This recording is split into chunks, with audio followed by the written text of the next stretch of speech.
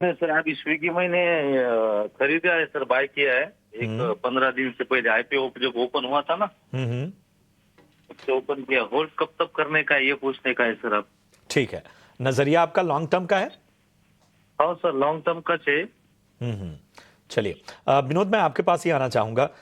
चूंकि हाल फिलहाल की लिस्टिंग है और जाहिर सी बात है इन सब के बीच में बहुत सारे जो इन्वेस्टर्स हैं वो जिस लेवल पे हैं वहां से उनको मुनाफा हो रहा है, लेकिन लॉन्ग टर्म का नजरिया जानना चाहते हैं। बताइए स्विगी में क्या करना चाहिए?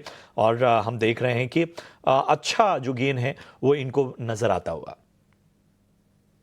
देखिए, ये उभरता हुआ बिजनेस है जिसको हम लोग नीश बिजनेस बोलते हैं। जो अपना लिस्टेड स्पेस में जोमेटो और ये है और जेप्टो है। जेप्टो अभी तो हम उसके आकलन नहीं कर सकते हैं, बट अगर दोनों का कंपेयर करें तो Swiggy valuation compare to Zomato अभी भी 30 से 40% सस्ता है, जो मुझे लगता है स्विगी को एज प्रदान करता है। क्योंकि ग्रोथ का जहां तक सवाल पैदा होता है, जो ग्रोथ दोनों कंपनियों की आ रही है, फूड डिलीवरी बिजनेस से ज्यादा जो ग्रोथ आती है वो क्विक कॉमर्स में भी आ रही है। उसका स्पेस काफी बड़ा है। नो डाउट ये कंपनी को अभी भी प्रॉफिट करना अभी बाकी है, क्योंकि जोमेटो प्रॉफिट ऑलरेडी दिखा रहा है। बट मुझे लगता है कि जिस हिसाब से इसकी ग्रोथ आ रही है, ये भी प्रॉफिट में आ जाएगी। और जब ये प्रॉफिट में आएगी तो आप देखोगे जितना जो बड़ा वैल्यूएशन गैप है बिटवीन दिस टू, स्विगी और जोमेटो, मुझे लगता है वो ब्रिज हो जाएगा। तो अभी मुझे लगता है स्विगी को होल्ड करना चाहिए लॉन्ग समय के लिए। ये आपको अभी भी अच्छा रिटर्न बना करके दे सकता है। होल्ड करने की सलाह विनोद जी की तरफ से है। यहाँ पर फंडामेंटल व्यू है। चलिए आगे चलते हैं, अब बात करते हैं अपने अगले दर्शक से। राजीव जी हैं। राजीव जी पूछिए, क्या सवाल है आपका? सर हमारा भी मतलब हमारा एक साइड बैटरी पे है सर। एक साइड है, और दूसरा कौन सा स्टॉक आपने बताया? राजीव जी आपके पास कौन से स्टॉक्स है, फिर से बताइएगा। हाँ सर बता रहे हैं। चलिए, आपके पास आपने जो भेजे थे हमारी टीम को, वो स्टॉक्स हमारे पास है। डाबर के शेयर हैं आपके पास, 50 शेयर है 562 रुपए के भाव पर।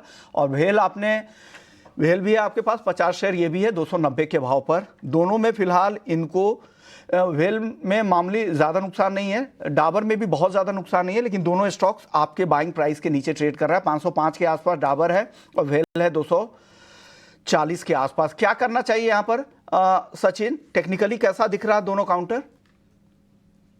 हाँ वेल बिश्मोन जी, सबसे पहले यहाँ पर भेल की बात करते हैं। थोड़ा सा साइडवेज मोमेंटम्स कंटिन्यू होता हुआ नजर आ रहा है। हालांकि हायर साइड में एक हर्डल बना हुआ नियर अराउंड 250-52 के आसपास में। मुझे लग रहा है वो लेवल्स जैसे ब्रेक होते हैं, अपवर्ड मोमेंटम करीब 270 तक के लिए कंटिन्यू होता हुआ नजर आ सकता है शॉर्ट टू मीडियम टर्म के अंदर। एंड मुझे लगता है पोजीशंस को एक बार होल्ड करना चाहिए इन्हें, because near to the cost के आसपास में इनकी लाइक जो सीएमपी है उसके आसपास की कॉस्ट है। पोजीशंस को एक बार होल्ड रखिए। डाउन साइड में एक स्टॉप लॉस जरूर सजेस्ट करूंगा काउंटर के अंदर, करीब एक 225, ये एक स्टॉप लॉस माइंड में रखिएगा। अप साइड में 250 जैसे ब्रेक होता है 270-75 तक के मोमेंटम्स यहाँ पे कंटिन्यू होते हुए नजर आ सकते हैं बीएचईएल में। इसके बाद हम बात करते हैं next which is Dabur. Dabur पे अगर देखेंगे overall daily and weekly charts थोड़े से वीक हैं, बट मंथली चार्ट्स पर एक अच्छे सपोर्ट्स फॉर्म करता हुआ नजर आ रहा है। वो सपोर्ट एरिया है 480 का।